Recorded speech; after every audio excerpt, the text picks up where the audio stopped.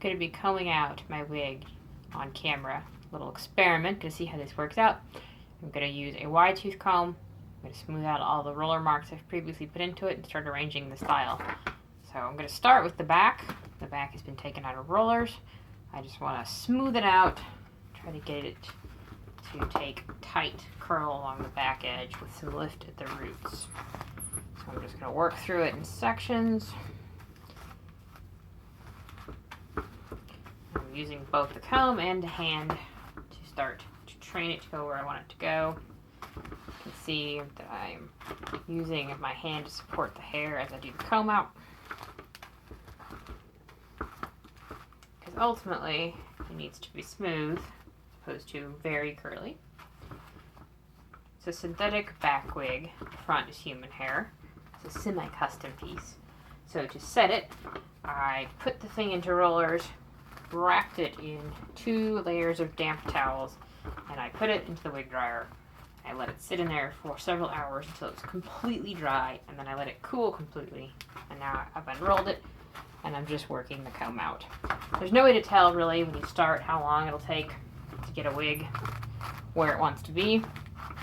And even the same wig may respond differently the next time you set it. So you just have to come into it prepared to stay till you get the job done.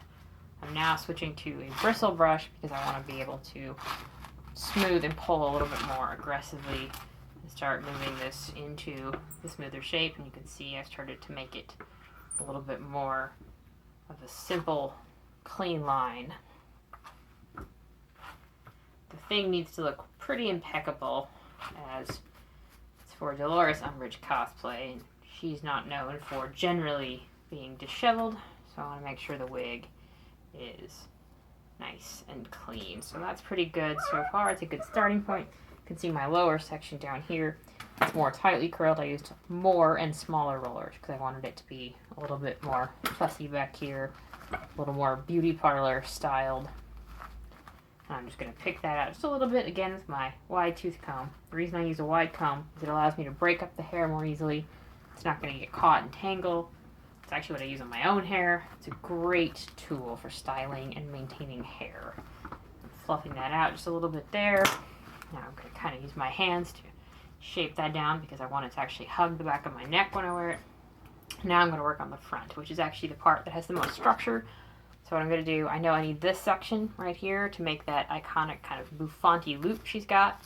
So I'm going to work it all together. I picked it all up. I'm using my brush, and I'm just using the palm of my hand to help shape it where I want it to go. See how I'm handling the entire section of hair together?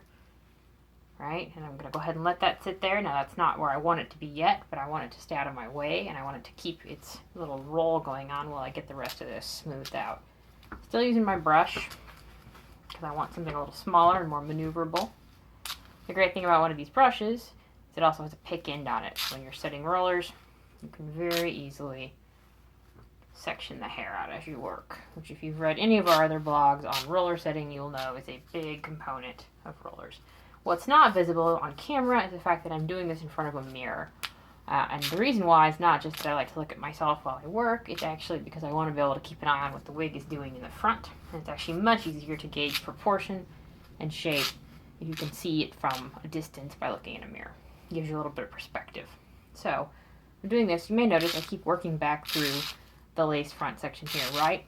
The reason why is I want to get rid of any roller marks that you can see at the hairline. I don't want it to look like, oh look, you can see where she put the rollers in. So I'm trying to smooth that out, coax it forward.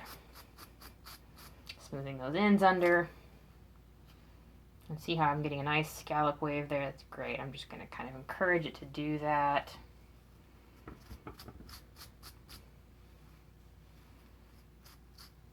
Nice. See? Perfect. So far, so good.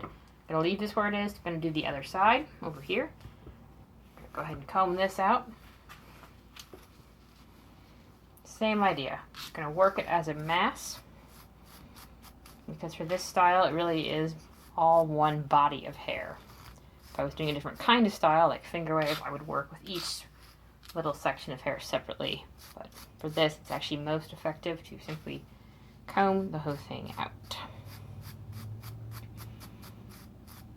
And you'll notice I am supporting the piece with my hand at all times. Why? Because I don't want to just comb it while it hangs loosely there, because first of all, it will be harder to get it to go where I want it to go without my hand to control it. Second, I don't want to put stress on the hair. I don't make it get frizzy and unruly. By holding my hand under it right there, you can see as I move the brush through it, that I can start also positioning it, getting it to do what I want it to do. So it's a two-part process. One is the brush, one is being able to support it and control it with your hand, and then arrange it, right? Okay, great. Now, when I put this on and do a fitting with it, which we will do at a later point, I'm going to adjust where all of that just went. None of that is really set in stone yet, but until I have my head in it and I can see where it's all going to frame my face, I need to leave it alone. Right now, I'm going to just gently work the brush through, because I want to make sure these front and back sections meet neatly. See how I've got a nice line there now? That's pretty important. I want a nice smooth line around the whole head of hair, right? Now I'm going to come back to this front section, because that's pretty important. I really want to work and control exactly where that swoop goes, right? I'm going to check it in my mirror. I'm looking. I don't quite like what it's doing yet. It's not quite where I want it. And when that happens, you just keep working. That's what I said. You never know how long it'll take you, and you never know exactly how it's going to work. I'm actually going to do just a tiny bit of back combing because the hairstyle calls for it. It's not something I generally do with wigs because it's not ideal to stress the knots you've tied into them. However, in this case, stylistically, there is certainly back combing, and I want to do that because it is true to the style of the hair. So you can see I'm starting to work that. And as I was saying with the other side of it, until it's actually on my head, all of this is kind of theory. But for right now, it's going to get me to a starting point until I put it on and can fit it. And always remember, when you're styling a wig, you may think that you're finished when you're done combing, but that's not true. You're not done until you've actually put it onto the head and made sure it works. Because you can style it and be so happy with it, and you put it on a head and it doesn't work at all because it's on a person. So it's all theory till it actually goes on. Alright, so that's a good starting point for the fitting. I'll give it a little spin around here so you all can see it. Got a little errant guy right there. I'm just going to tuck him back in. What I'm going to do now, I'm going to put this bad boy into a hairnet, give it a little bit of hairspray, because I want it to stiffen up just a touch. Not something I usually do with wigs either, but again, the hairstyle calls for it. Then I'm going to let it sit for the weekend, and on Monday I'm going to do a fitting with this, put it on, adjust all that style point, make sure everything's working the way it needs to, check it out, and make sure it's doing what I need it to do.